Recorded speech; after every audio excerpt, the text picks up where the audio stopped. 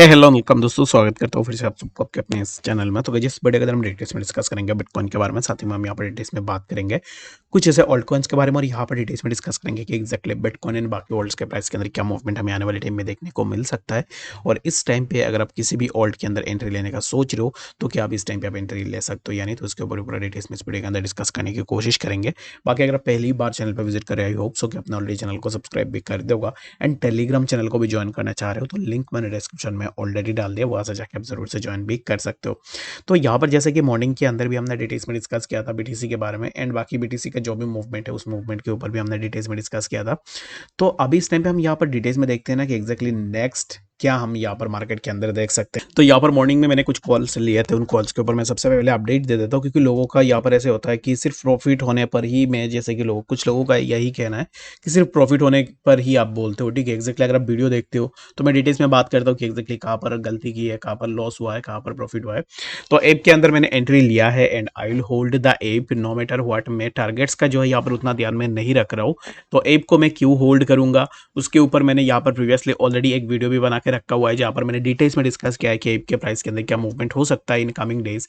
तो ऐप को अब इस टाइम पे मैं होल्ड करूंगा। And the next gem is that, जो कि है, और यहाँ पर ये जो कॉइन है, इस कॉइन के ऊपर मैंने आप लोगों को कॉल दिया था जिसका नाम है एलाइस। मैंने यहाँ पर नाम भी मैं भूल गया, I don't know why, but alias में यहाँ पर मैं अपना होल्डिंग को होल्ड जरूर से करूंगा। और एलाइस एंड एप ये दोनों कॉइन्स का होल्डिंग में जरूर से होल्ड करूंगा, यानी कि टारगेट्स जो है यहाँ पर 1-2 टारगेट के ऊपर भी मैं नहीं निकलूंगा अनटिल एंड अनलेस मुझे यहाँ पर स्पॉट के अंदर 25 यहाँ पर 5% या फिर 6% के आसपास अगर मूवमेंट होता है तो मैं अपना प्रॉफिट को बुक करूंगा। अदरवाइज मैं इनमें वेट करूंगा, या तो मेरा स्टॉप लॉस हिट हो जाए या फिर मैं यहाँ पर वेट करूंगा अनटिल माई टारगेट्स। ठीक है, तो ये थोड़ा रिस्की है। बाकी मैं आप लोगों को यही बोलूंगा कि आप लोग एक काम करना कि आप अपना प्रॉफिट को जरूर से बुक करना, क्योंकि एंड ऑफ द डे क्या होता है ना कि प्रॉफिट एंड लॉस जो हो रहा है वो आपका अपना ही हो रहा है। तो मैंने ये डिसीजन लिया है, पर्सनली आपने ले लिया है। बाकी अगर आप भी ऐसे डिसीजन लेते हो यहाँ पर अगर लॉस भी होता है तो आपको भी बुरा लगेगा सामने से। तो इसके कारण मुझे भी अच्छा नहीं लगता है कि जब आप लोग बोलते हो कि एग्जैक्टली आपका लॉस हुआ है। तो इसके कारण मैं आपको यही रिकमेंड करूंगा कि ये थोड़ा रिस्की हो सकता है, इसके कारण आप अपने एंड से भी जरूर से देखना। ठीक है, मैं अपना यहाँ पर ऐसे होल्ड करूंगा। बाकी अगर आप एपीटी को देखोगे तो एपीटी के अंदर भी यहाँ पर ऑलरेडी 3 टारगेट सीट हो चुके हैं, और एपीटी के कॉल के अंदर मैंने सुबह भी बोला था कि एपीटी के प्राइस के अंदर एंट्री यहाँ पर मैंने अपना भी लिया था। ठीक है, एपीटी का ट्रेड अब इस टाइम पे मेरा क्लोज है, मैंने ऑलरेडी ट्रेड को क्लोज कर दिया समवेयर अराउंड यहाँ पर। ठीक है, तो मैं फिर से अपना ट्रेड को ओपन कर सकता हूँ, अगर करता हूँ तो मैं ज़रूर से आप लोगों के साथ भी शेयर करने की कोशिश भी करूँगा। बाकी यहाँ पर ARP है, इस कॉइन के ऊपर भी अब इस टाइम पे मेरा ट्रेड ओपन है। तो इसमें क्या होगा मुझे अब इस टाइम पे कुछ भी नहीं समझ में आ रहा है। एक्चुअली अगर आप देखोगे तो ARP है अभी इस टाइम पे बुलिश है, और it should have to touch this zones again, जो कि हमें यहाँ पर 4253 एंड लेटर हमें प्राइस के अंदर और भी थोड़ा मूवमेंट देखने को मिल सकता है। और ARPA के लिए ना सबसे इंपॉर्टेंट ये है कि ये जो ट्रेंड लाइन है, इसी ट्रेंड लाइन से अगर हमें ब्रेकडाउन मिलता है, यानी कि अगर ARPA इसी ट्रेंड लाइन का ब्रेकडाउन करता है, दैट मीन्स कि ब्रेकडाउन होने के बाद यहाँ पर जो रिटेस्ट होगा ना, इसी रिटेस्ट अगर फेल होता है तो इसी रिटेस्ट पे ही हम एग्जिट कर देंगे। अगर एग्जिट करते हैं तो मैं जरूर से आप लोगों के साथ भी शेयर करूंगा। एंड अब इस टाइम पे इसका पूरा स्ट्रेंथ है इसी ट्रेंड लाइन के ऊपर, अगर इसका ब्रेकडाउन हो रहा है दैट मीन्स कि आप समझ लेना कि फर्दर प्राइस के अंदर हमें और भी ड्रॉप डाउन देखने को मिल सकता है। होप सो कि आपको यहाँ पर इस कॉइन के बारे में भी समझ में आ गया होगा। आई होप कि आपको समझ में आया होगा कि एग्जैक्टली आज के दिन में मैंने जितने भी ट्रेड्स लिए थे, क्या ट्रेड्स थे, कैसे थे। तो आई होप सो कि आपको यहाँ पर कोई भी अब इस टाइम पे कन्फ्यूजन नहीं होगा। तो चलिए फिर हम बात करते हैं सबसे पहले हमारा जो बीटीसी के बारे में कि एग्जैक्टली बीटीसी हमें नेक्स्ट क्या मूवमेंट में देखने को मिल सकता है। बीटीसी एज यूजुअल कुछ भी चेंज नहीं हुआ है, जैसे पहले ही था वैसे ही हमें बीटीसी में अब इस टाइम पे मूवमेंट देखने को मिल रहा है। एंड मैंने यहाँ पर मॉर्निंग में भी एक रेक्टेंगुलर बॉक्स को ड्रॉ करा था, और जहाँ पर मैंने बोला था कि price should have to sustain support in between this rectangular box. अगर इस रेक्टेंगुलर बॉक्स से अगर हम बाहर आ जाते हैं नीचे की तरफ, दैट मीन्स कि हम यहाँ पर आ सकते हैं 27,882 के आसपास। अगर यहाँ से हम ऊपर की तरफ निकलते हैं दैट मीन्स कि हम इसी जोन का ब्रेकआउट करके 28,796 का ब्रेकआउट करके हम यहाँ से और भी थोड़ा ऊपर जा सकते हैं। तो बीटीसी के लिए राइट नाउ ऐसा कुछ है नहीं जो मैं आप लोगों के साथ डिटेल्स में डिस्कस करूँ। टू बी ऑनेस्ट प्राइस यहाँ पर बहुत ज़्यादा चोपी है, और एक ही जोन के आसपास जो है प्राइस का मूवमेंट हमें देखने को मिल रहा है। तो अब इस टाइम पे फॉर नाउ आपको सिर्फ इसी जोन को देखना है। और अभी यहाँ पर कैंडल अगर और भी 2 कैंडल्स इसी जोन पे बनते हैं तो दैट मीन्स की प्राइस यहाँ से इसका ब्रेकडाउन करेगा, एंड लेटर हमें प्राइस 27,888 के आसपास देखने को मिल सकता है। होप सो कि आपको यहाँ पर बातें डिटेल्स में समझ में आ गई होगी कि एक्जैक्टली बीटीसी में क्या मूवमेंट होगा।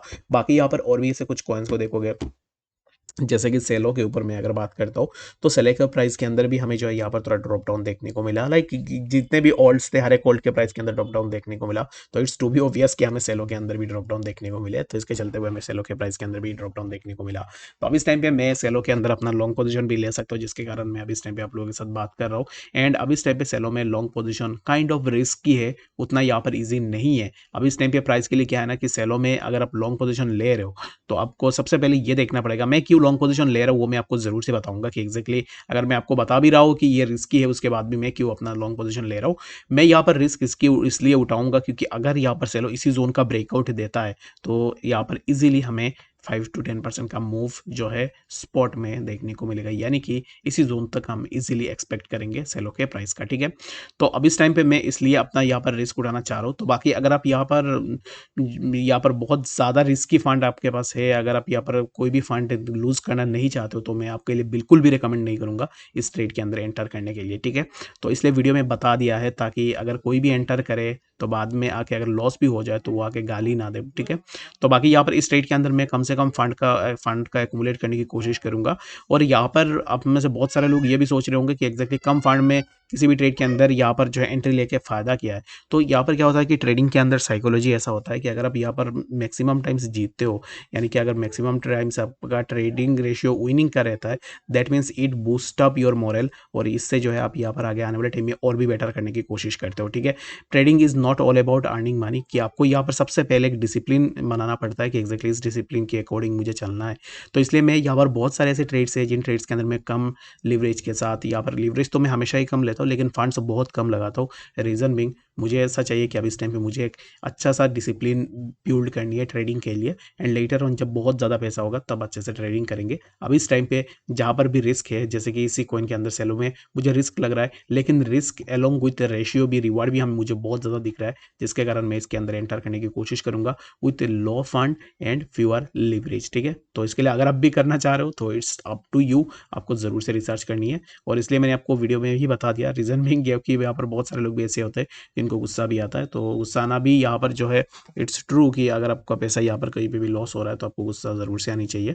इसके लिए आपको अपने एंड से भी ज़रूर से देखना है। बाकी वीडियो बहुत ज़्यादा लेंदी हो रहा है, तो इसके लिए वीडियो को यहीं पे रखते हैं। बाकी कोई भी डाउट या कन्फ्यूजन होगा कमेंट सेक्शन के अंदर ज़रूर से बता दो, ताकि नेक्स्ट वीडियो के अंदर मैं ज़रूर से आपका जो भी क्वेरी है उस क्वेरी के ऊपर आंसर भी कर पाऊँ। मिलते हैं नेक्स्ट इन्फॉर्मेटिव अपडेट्स के साथ, तब तक के लिए गुड बाय।